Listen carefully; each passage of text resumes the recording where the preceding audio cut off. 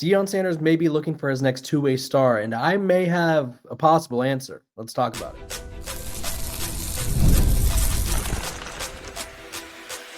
You are Locked On Buffs, your daily podcast on the Colorado Buffaloes, part of the Locked On Podcast Network, your team every day.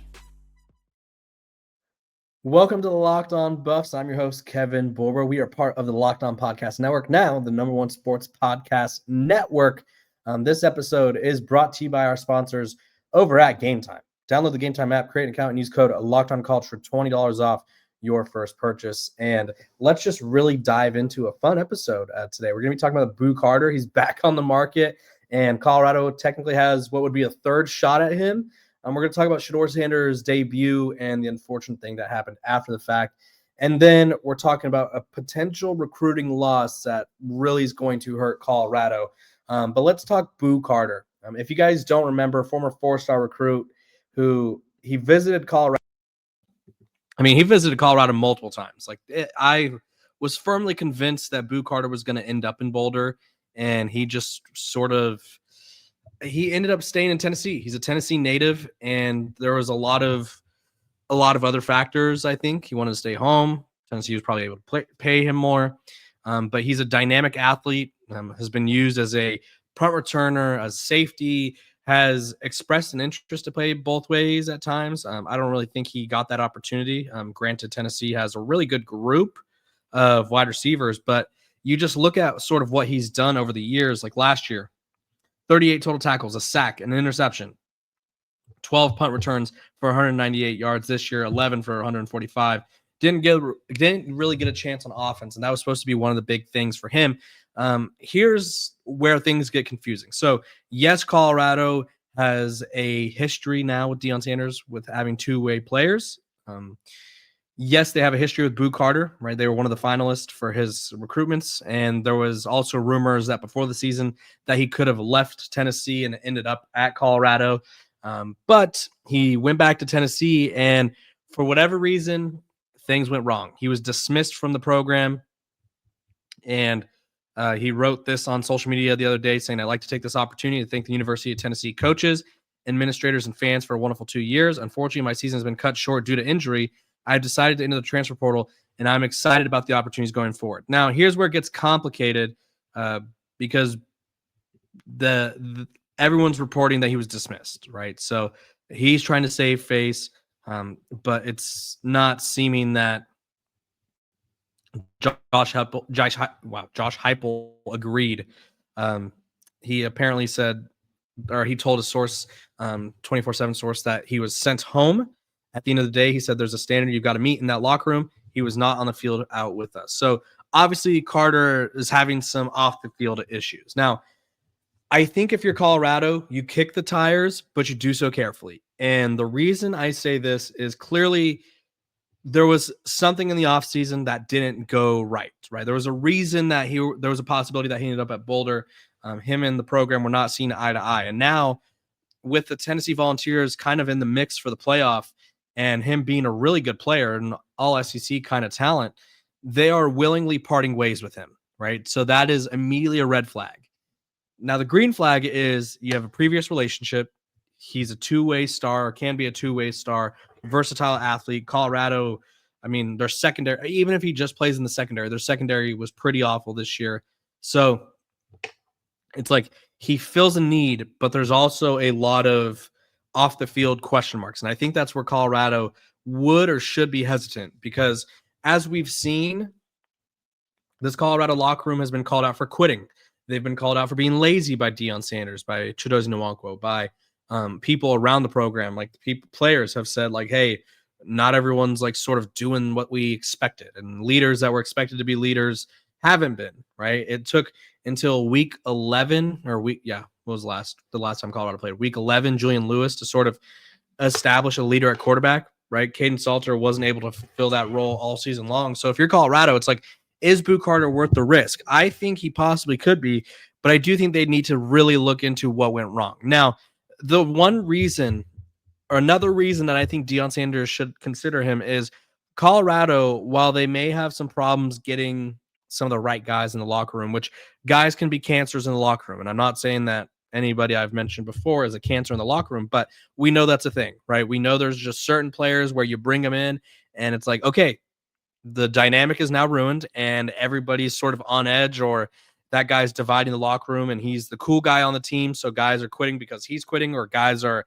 having bad attitudes because he does. So you don't want that. But that being said, Deion Sanders hasn't really had people get in trouble, right? He has a strong system for that matter. I would say there's been the closest thing to trouble was Omarion Miller and Joseph Williams not returning soon on time from the bye week. Now, are they adults and should they have made it on time? Probably yes, especially as team leaders. That being said, while they're adults, they are college age adults, and I would say in college I would say 99.9% of us were at our least responsible in college, just because it's like, hey, I'm living, dude. Like, sorry. So I think that's kind of like a on both sides kind of issue. But back to Boo, I think it's worth the risk because I don't think Deion Sanders has troubles with personalities and guys who may cause some trouble. Now, he has to sit and think, like, do we really want to take a chance on him?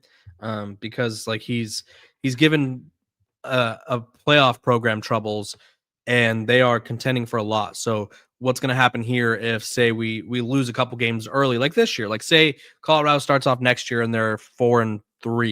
Like, is Boo Carter going to check out? Is Boo Carter going to be saying stuff in the media or doing stuff behind the scenes that doesn't represent the program well? That's where I think Colorado would really, really have to make a decision. And it's easier said than done. But I do think Boo to Boulder is again a possibility. That Colorado wasn't one of the confirmed teams that I had seen to reach out to him, but we will see if the Buffs decide to make a move this off season. When we come back, we're going to be talking about Shador Sanders and why I think people are almost patronizing him and they need to stop.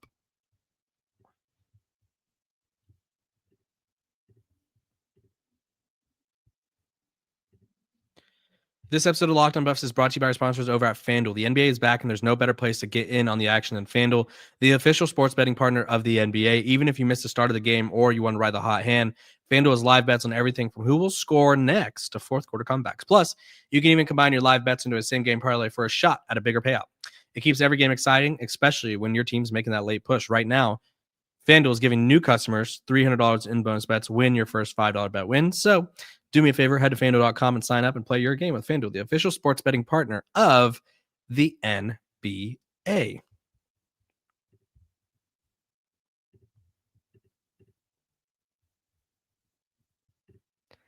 This episode of Locked on Buffs is also brought to you by our sponsors over at Doer. Now, if you're not familiar with Doer, you need to do so, or you need to become familiar with Doer, because one of the comfiest pairs of pants I've ever slapped on this body, if you will, this cake. No, Doer they're flexible, they're stretchy, which I mean, stretchy in the sense of like you don't feel like you can eat a lot and you're not going to feel bloated. And for me and the holiday season, like we're digging in, right? We're going to be eating good. Me and my fiance, we have 2 Thanksgivings and 2 Christmases each. So we all know that the meals will be a flying. And with Doer, I've never been excited about how good a pair of jeans looks, and I've never been excited about the comfort that jeans have. They have 5 times the stretch of traditional denim. They're antibacterial, meaning they stay fresh longer, so you can wear them more and wash them less. And they're made with Cool Max that regulates your body temperature and wicks moisture. It keeps you cool and comfortable as temperature changes. So Doer makes the world's most comfortable pants without having to sacrifice style. Trust me, once you try these, they'll be your go-to. And you can check out Doer in store here in Denver. It's at 2621 Lemire Street. Pick up a pair for yourself or as an amazing holiday gift to someone else. Mention my promo code LOCKEDONDenver in store to get 15% off your first order, or check them out online at shopduer.com/LockedOnDenver for 15% off. That's shopduer.com/LockedOnDenver.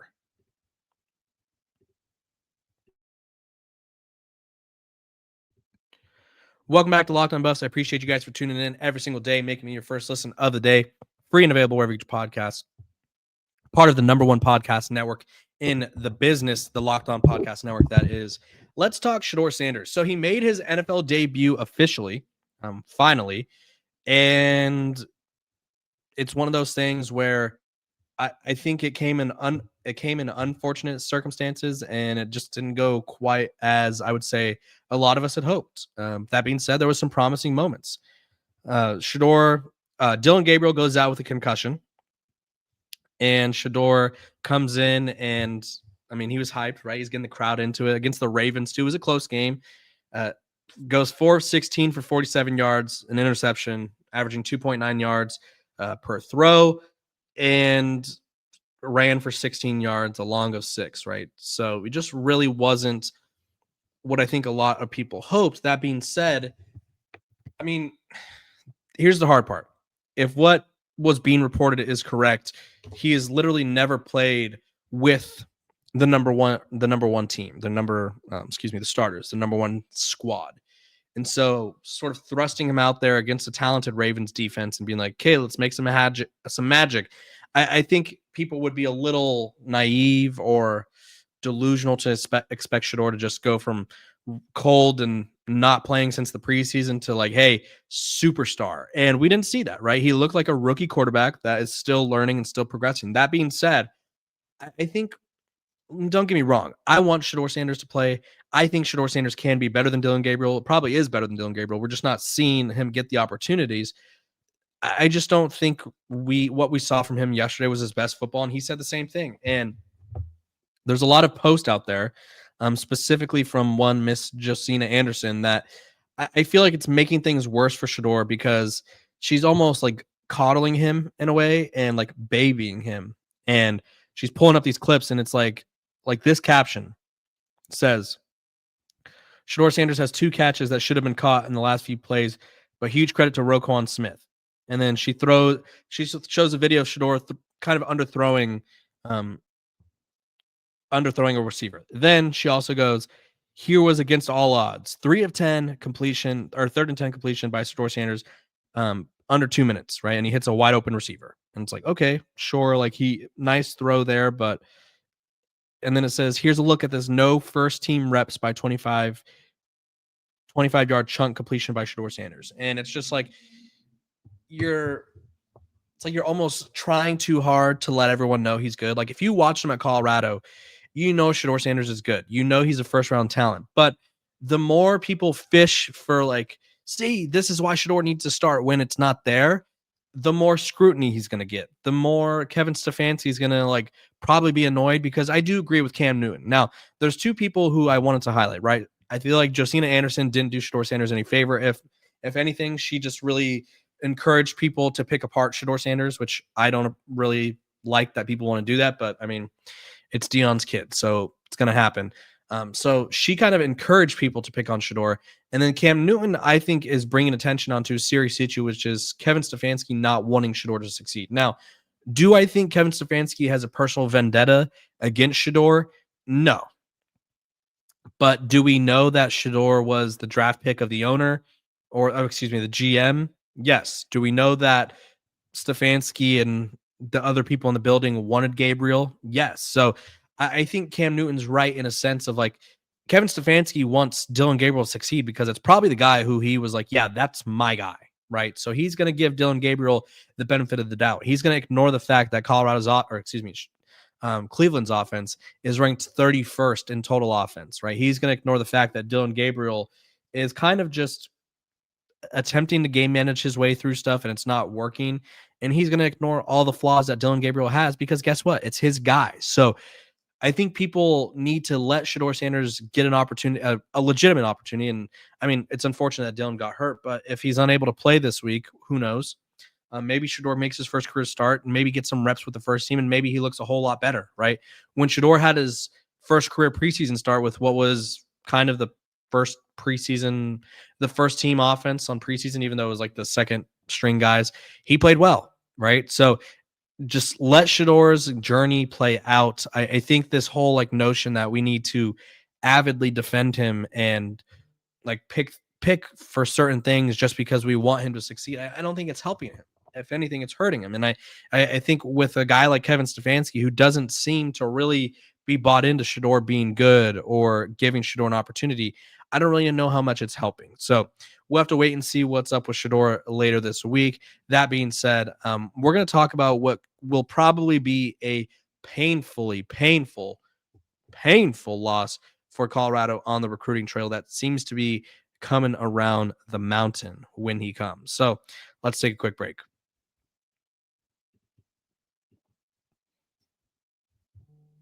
This episode of Locked On Buffs is brought to you by our sponsors over at Game Time. College football is back, and I couldn't be more excited. There's tailgates, there's rivalries, and there's energy in the stands, and there's nothing like it. But let's be real. Actually, getting the tickets can feel like more of a battle than the game itself. Endless queues, hidden fees, prices jumping at checkout. That's why I use Game Time, the app that gives the advantage back to fans. It's the easiest way to score last-minute tickets at the best prices with no surprise fees. What you see is what you pay. I pulled up Game Time in just a couple taps. I saw amazing deals. I'm talking about your favorite college football game as low as $25. What do I like about the app, though? The best outside of the great prices is the seat view feature. So you could kind of tilt your phone a little bit and you'll be just locked in with what you'd see from that seat. So that way you know exactly what you're getting. If you know you're getting a steal, or maybe you want to move a little closer, or maybe move to a different angle, it helps you. So take the guesswork of buying college football tickets with Game Time. Download the Game Time app, create an account, use code LOCKEDONCollege for $20 off your first purchase. Terms apply. Again, that's promo code LOCKEDONCOLLEGE for $20 off. Swipe, tap, ticket, go download Game Time today.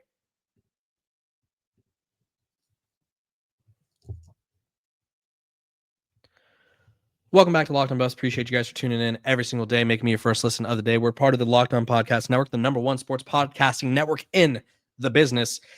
I mean, it's been the rumblings have been happening. I got a hint when I had scheduled him to come on the show, and he all of a sudden I hadn't heard from him. It's one of those things where it's like, hey, you could kind of read the tea leaves. It's happened before. Recruiting is a sort of it's a never ending, I guess it's a never ending battle. And I think Colorado may get outbid for one of their best recruits, or they're arguably one of their better recruits. Tight end commit Gavin Mueller. He's been committed to Colorado for a long time. I think it's been a while. Let me check the date. But he's been locked in with the Buffs, and all of a sudden he's starting to, which great eval by Colorado's recruiting staff, which is kind of indicates like they can identify talent. It's just a matter of like how hard they want to recruit. He committed to Colorado back in May, and all of a sudden the offer started to flow in. So he got a Bama offer, he got a Miami offer, and now he's visited Miami twice in the past couple months. I think it's in the past couple months. He's visited them twice, that's for sure. Visited North Carolina and Billy B, and now the insiders over at On3, or Rivals, whatever their recruiting stuff is called now, I don't even know. They have him going to Miami. Steve Wiltfong, which is, I mean, he's basically the pinnacle of he is like the recruiting godfather. This is what they had to say over at Rivals. Mueller committed to Colorado in May, but other teams have come up after him this fall hard. He's took an official visit to North Carolina and had nice things to say about the Tar Heels, but it's Miami that has my attention. As we head to National Signing Day, he's visited twice this season, including an official visit this weekend. Steve Wiltfong and I, this is Greg Smith over at Rivals, said Steve Wiltfong and I have logged a RPM prediction, or logged RPM picks for Miami to get it done. So you're probably losing Gavin Mueller, which I feel like, I mean, 6'6", 250, freak athlete, very new to football, very raw, just skyrocketed up the rankings. He went from being ranked in the 300s, 200s, 100s to he's the 56th best player in the country, according to Rivals, 4th best tight end, #1 player in the state of Illinois. And the guy is just a freak, and would have been really nice for Colorado to have, because I think you need more weapons. Granted, I don't like how Colorado used the tight ends at all this year, because they don't. But it looks like Colorado's trending towards losing Gavin Mueller, which, I mean, you could always make a late push and turn things around. But Miami, they're coming in hot with the big NIL bags, right? They have the #1 recruit in the country, the offensive lineman. He picked them over Georgia. They have a lot of momentum. They're probably going to be a playoff team. Maybe they're close to being a playoff team. And it's just one of those things where if you aren't able to, like, this is the three sort of factors in recruiting. 1, relationships. 2, money. 3, winning, right?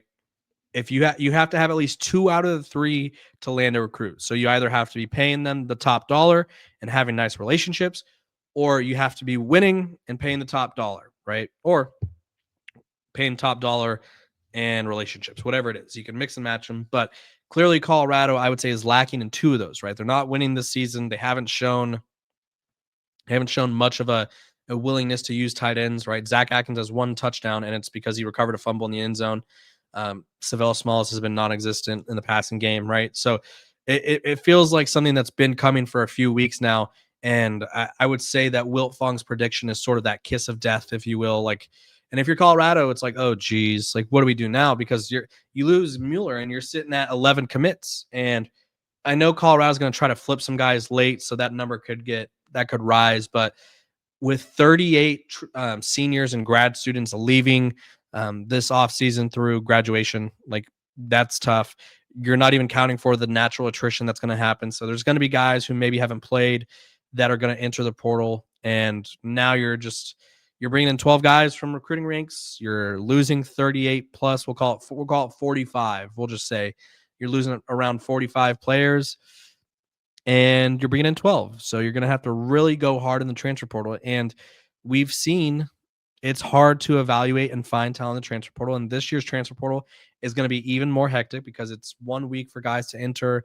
Programs are going to be really locked in on certain players. They're going to be going full-fledged, full force, because guess what? This is the only portal window. There's no spring window.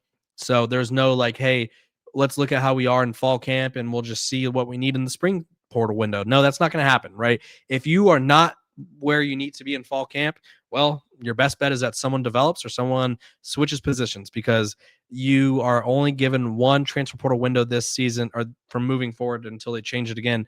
But if you're Colorado, it's like, you couldn't afford to lose Gavin Mueller, and it seems to be trending that way. So I appreciate you guys for tuning in to Locked On Buffs, making me your first listen of the day. We're free and available wherever you get your podcasts. Make sure to like, subscribe, and follow, and I will see all of you tomorrow. Hope all of you have a great Monday.